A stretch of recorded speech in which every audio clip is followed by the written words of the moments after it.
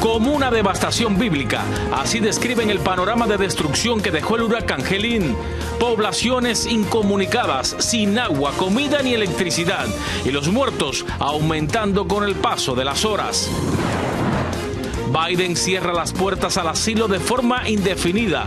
El presidente endurece aún más las restricciones en la frontera, sepultando la esperanza de miles de migrantes de cruzar a Estados Unidos antes de las elecciones.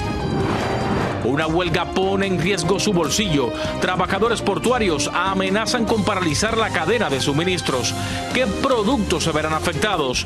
Economistas advierten que la escasez disparará los precios. Una despedida con bailongo, tamales y reformas constitucionales. ¿Cómo fue la última mañanera de López Obrador? ¿Y qué le espera al presidente mexicano al dejar el poder? Así comienza su noticiero Estrella TV. Hola, ¿qué tal? Muy buenas tardes. Bienvenidos a su noticiero Estrella TV. Les saluda Abel Álvarez. Gracias por acompañarme. Iniciamos con el panorama devastador que dejó el huracán Helene a su paso por 6 estados del país. La tormenta que tocó tierra en Florida el pasado jueves como huracán categoría 4 ya ha cobrado la vida de por lo menos 120 víctimas en Florida, Georgia, las Carolinas, Tennessee y Virginia. Se teme que la cifra de fallecidos siga creciendo porque hay miles de personas desaparecidas. Además, 2 millones de hogares amanecieron hoy sin electricidad. Así quedaron varias ciudades bajo el agua, llenas de lodo, carreteras destruidas, árboles y postes eléctricos caídos.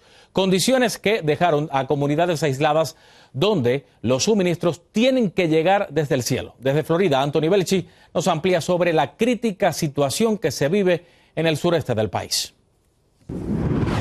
Ya son más de 100 los muertos tras el paso del huracán Helene a su paso por el sureste de Estados Unidos, causando una gran devastación. El temor es que aún haya gente con vida atrapada en sus casas. Habría miles de desaparecidos, especialmente en Georgia y las Carolinas, donde se registró hasta 15 pies de agua. Las dificultades que hay en el terreno para que lleguen los equipos de emergencia dificultan mucho las tareas de rescate. Aunque la lluvia y el viento han disminuido, el desafío aumenta. Hay desesperación por obtener ayuda. Estamos haciendo todo lo posible. Muchas personas están aisladas porque las carreteras están intransitables. No tienen electricidad ni comunicaciones. Las autoridades han empezado a lanzar suministros desde el aire ante esta agonizante situación. Casas destrozadas, vecindarios bajo el agua y rescatistas que llevan desde el viernes día y noche trabajando sin parar. El gobierno federal a través de FEMA está destinando todos los recursos necesarios para las labores de rescate y reconstrucción después de que Helene descargara toda su furia por esta zona del país. Es trágico. De hecho, estamos tratando de obtener la cifra exacta. Mis asesores de FEMA están en el terreno en Florida ahora mismo. Se estima que hay más de 2 millones de personas sin luz entre Georgia y las Carolinas. En Florida, por donde entró el huracán Helene, también dejó destrucción en algunas comunidades de la costa. Pero tras más de 72 horas se está volviendo a la normalidad. El 99% de la población ya tiene electricidad. La Guardia Nacional de Florida ha despejado casi 1.200 millas de carreteras y ha rescatado a 155 personas y 156 mascotas. Aún podría otra tormenta amenazar Carolina del Norte, aunque es temprano para pronosticar. Las autoridades hasta ahora continúan haciendo balance de los daños de Helene, que serán sin duda multimillonarios. Desde Miami, Florida, Anthony Belchi, Noticias Estrella TV. Y este lunes el candidato republicano Donald Trump visitó Valdosta, Georgia, una ciudad azotada fuertemente por el huracán Helene. El exmandatario aprovechó su visita como ataque político hacia la candidata demócrata Kamala Harris, a quien criticó por no haber visitado las zonas del desastre. Harris y el presidente Biden, por su parte, se encuentran en Washington en reuniones con la Agencia Federal para el Manejo de Emergencias y planean visitar las zonas afectadas por el huracán este miércoles o jueves. Además de ser azotados por la tormenta, residentes de Georgia fueron golpeados por una fuerte humareda tóxica. Este domingo, el incendio en una planta química elevó una enorme columna de humo con cloro irritante y dañino. A unos 17,000 habitantes se les ordenó evacuar el lugar, mientras que a otros 90,000 se les instruyó permanecer en sus casas con puertas y ventanas cerradas. Afortunadamente, no se han reportado heridos. La administración Biden publicó este lunes nuevas reglas que endurecen la política migratoria y restringen aún más las solicitudes de asilo. La medida, que parecía temporal, ahora podría cerrar la frontera de forma indefinida. Desde Arizona, Rubén Pereira nos explica en qué consiste y cuándo entrará en vigor. Yo digo que estas leyes son inhumanos. Es la indignación que dice sentir esta reconocida activista sobre la nueva regla que entrará en vigor a partir del 1 de octubre, que endurece las restricciones del derecho al asilo para quienes crucen la frontera de forma ilegal cuando las llegadas rebasen una cantidad diaria.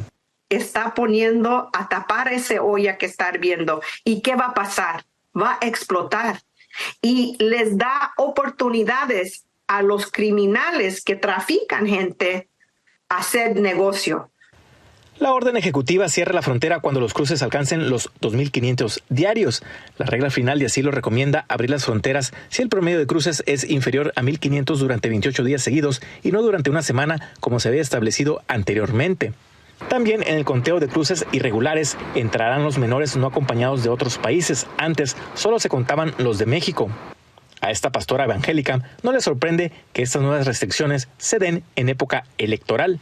Lamentablemente todos estos candidatos usan la frontera como una plataforma política, solamente cuando van a hacer campaña.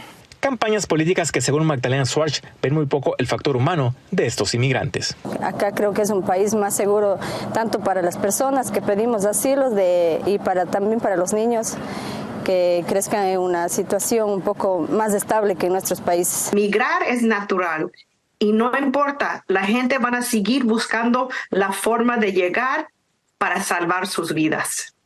En Phoenix, Arizona, Rubén Pereira, Noticias Estrella TV.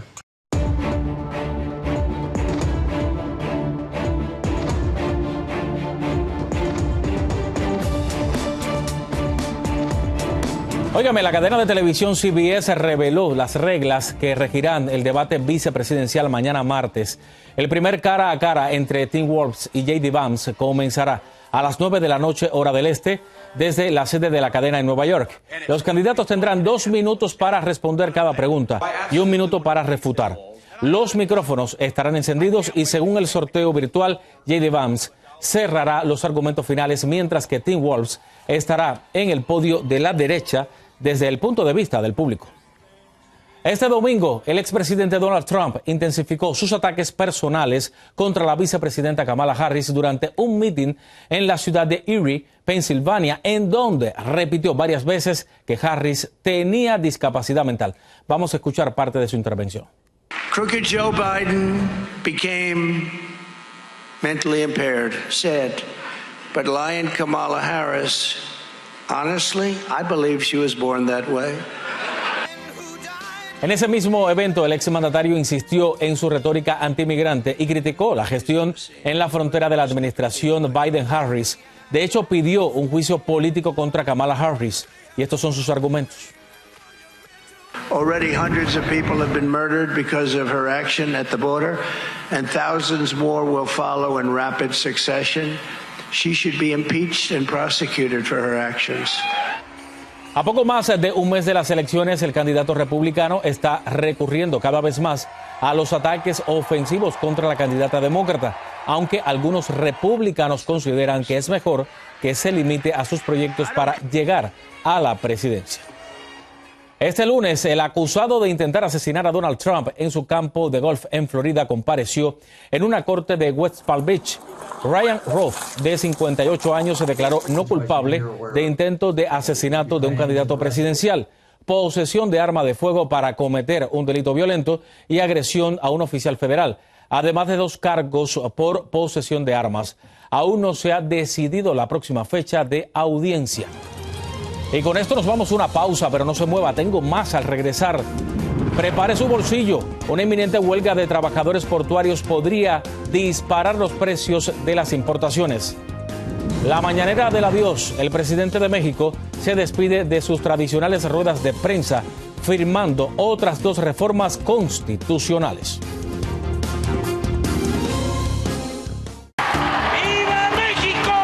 Estrella TV te trae la mejor cobertura de la toma de protesta de Claudia Sheinbaum como la primera presidenta de México. Sé testigo de este trascendental evento con transmisión en vivo y análisis de los expertos más reconocidos. ¡Que viva México! Toma de protesta de la primera presidenta de México. Cobertura completa. Martes 1 de octubre. Solo por Estrella TV. Volvemos al aire con esto porque una huelga de trabajadores portuarios en la costa este y la costa del Golfo amenaza con dejar varados millones de productos de importación dentro de contenedores si el sindicato no logra un acuerdo laboral con las administraciones. Desde Nueva York, Ángela González nos cuenta las consecuencias que esto podría traer a la economía y a nuestros bolsillos. La distribución de 14.000 millones de dólares en mercancías semanales que arribaron a 14 puertos de Estados Unidos, incluidos los de la costa este, desde Nueva York hasta Florida, y los de Nueva Orleans y Houston, se encuentran amenazadas por una huelga del mayor sindicato de estibadores que iniciará este lunes a la medianoche, si no se llega a un acuerdo de un nuevo contrato que incluye la automatización de puertos. Bueno, puede tener muchas repercusiones. Definitivamente todo va a depender de qué tan intransigentes vengan siendo las partes. Por supuesto, el lado de los trabajadores están pidiendo un incremento de un 77%. O sea, es algo que está completamente fuera de todo sentido, ¿ves? Entonces, ¿hasta dónde van a aguantar? La última huelga duró 45 días, perdón. Ojalá estemos pensando que eso no, porque puede tener un impacto tremendo, sobre todo en negocios pequeños y medianos y en las ventas de fin de año. La Asociación Internacional de Estibadores, conformada por 85.000 miembros de carga y descarga ILA, dijo en un comunicado que sus demandas salariales todavía no se estaban cumpliendo y culpó a la dirección de puertos por la huelga inminente, que podría acarrear serios daños a la economía. Dentro de los importadores más grandes que se verán afectados se encuentran Walmart, IKEA, Samsung, Bob's Discount Furniture y LG. Los precios de los productos que habían visto rebajas gracias al reciente control de la inflación podrían dispararse, como el caso del chocolate, café, cerezas, bananas, comida de mar y alcohol, al igual que los artículos para el hogar, ropa, aparatos electrónicos y autos como Hyundai. La huelga podría también afectar a las mercancías que llegan para los días festivos y empresas que proveen e-commerce como Amazon.com. Es bastante fuerte, pero bueno, hay que echar para adelante. Las horas que quedan son críticas para distribuir tanta mercancía como sea posible antes de que inicie la huelga. Casi la mitad del total de los contenedores que ingresan a Estados Unidos se procesan a través de la costa este y la costa del Golfo. Desde Nueva York, Ángela González, Noticias Estrella TV. Se intensifican las tensiones en el Medio Oriente luego de que Israel asesinara al máximo líder de Hezbollah, Hassan Nasrallah, el pasado viernes. Hoy el ejército israelí bombardeó un edificio residencial en el centro de la capital libanesa, Beirut, matando a 3 miembros del grupo Frente Popular para la Liberación de Palestina y dejando a decenas de heridos. Solo en las últimas 24 horas los ataques de Israel en el Líbano han dejado al menos 136 muertos, muchos de ellos civiles. Este sábado, Nicolás Maduro condenó el ataque israelí en el que murió el líder libanés Hassan Nasrallah. El mandatario hizo un llamado a los pueblos musulmanes a levantar su voz y expresó su solidaridad con el grupo terrorista Hezbollah. Estas fueron sus palabras. Y quiero expresar a nombre del bloque histórico revolucionario de las fuerzas bolivarianas de Venezuela la solidaridad con Hezbollah, con su familia, con el pueblo del Líbano. Desde la llegada de Hugo Chávez al poder, el régimen venezolano se ha convertido en aliado de Irán y le ha abierto las puertas a grupos como Hezbollah, quienes tienen una gran presencia en la triple frontera entre Brasil, Paraguay y Argentina. Al borde de las lágrimas, el presidente de México, Andrés Manuel López Obrador, se despidió de su gente y de los medios en la última de sus tradicionales mañaneras, pero no sin antes firmar 2 importantes reformas a la Constitución. Desde la Ciudad de México, Víctor Blázquez nos tiene los detalles. de llorar. Luego de que le dedicaran una canción, el presidente de México, Andrés Manuel López Obrador, se despidió de su gente. Y es que en la pieza musical se incluían fragmentos de hace 18 años atrás, cuando le colocaron la banda presidencial y llegó a Palacio Nacional, acompañado de una multitud de gente. También firmó en el Diario Oficial de la Federación las reformas que adscriben a la Guardia Nacional a la Secretaría de la Defensa Nacional y la que otorga derechos plenos a las naciones indígenas como sujetos de autonomía jurídica. Así fue su última conferencia de prensa llamada La Mañanera este lunes 30 de septiembre. Bueno, pues agradecerles mucho por participar en estas conferencias durante casi 6 años. El primer mandatario se presentó unas 1.438 veces. El último día de su mandato develó su retrato al óleo, en el que aparece de cuerpo entero, parado con el bastón de mando en el balcón central de Palacio Nacional. ¡Mi presidente! ¡Mi presidente! Afuera, una multitud lo vitoreaba, pedían que saliera, que se asomara al balcón, al momento que le aplaudían. Gracias, mi presi.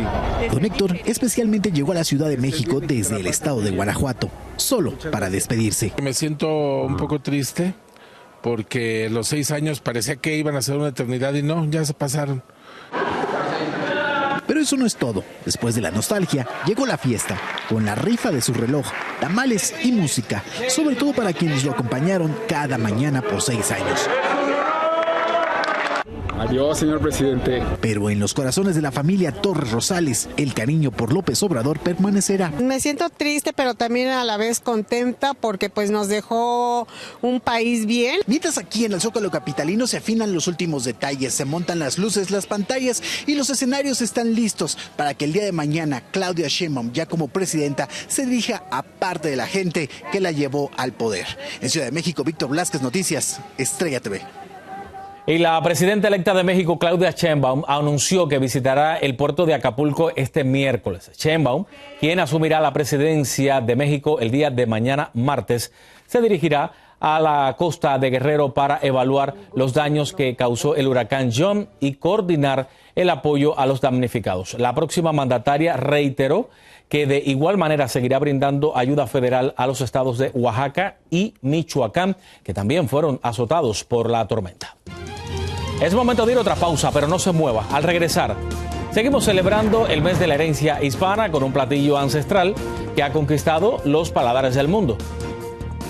En pocos días, la Tierra será testigo de un eclipse llamado Anillo de Fuego. Entérese cuándo y dónde podrá verlo enseguida. Bueno, continuamos con las celebraciones del mes de la herencia hispana. En Los Ángeles, California, por ejemplo, se llevó a cabo una peculiar y suculenta feria, la Feria de los Moles. Ese tradicional platillo mexicano que, según expertos, es uno de los más emblemáticos de ese país. Fernando Mejía saboreó las delicias del evento y nos tiene el reportaje. Por supuesto que durante esta feria hubo música y bailes, pero la realidad era que la gran mayoría venía por un invitado especial. El mole. Bueno, entre 60 ingredientes se ha logrado esta gran mezcla de un balance entre lo dulce y lo salado para lograr esta gastronomía mexicana, principalmente el mole. I think it's amazing. Es fabuloso y me encanta mucho esta cultura y por supuesto que voy a probar el mole, dijo esta turista. Escrayura con mole, repollo, quesillo y carne. Más de 40 cocineros y cocineras en sus pequeños puestos ofrecieron una demostración culinaria a los miles de asistentes que hacían largas filas. Este evento es organizado por la Unión de Poblanos en el Exterior. Me comentaron que se hace para no perder las raíces ni las tradiciones y sobre todo la gastronomía de ese estado. También me dijeron que el que no ha probado el mole, no ha probado lo bueno. Está riquísimo, es de Oaxaca, es el mole negro con tortillas hechas a mano y de pollo. Es nuestro gourmet mexicano. Pero me siento bien bonita con todos esos colores. Para las nuevas generaciones que tal vez no conocen el país de sus padres, este tipo de festivales es muy importante. Pienso que me ayuda a acercarme más con mis rutas, con mi cultura. Y para mí es una manera de distraerme de cosas de la escuela o otras cosas que me estresan. El mensaje de los organizadores fue claro.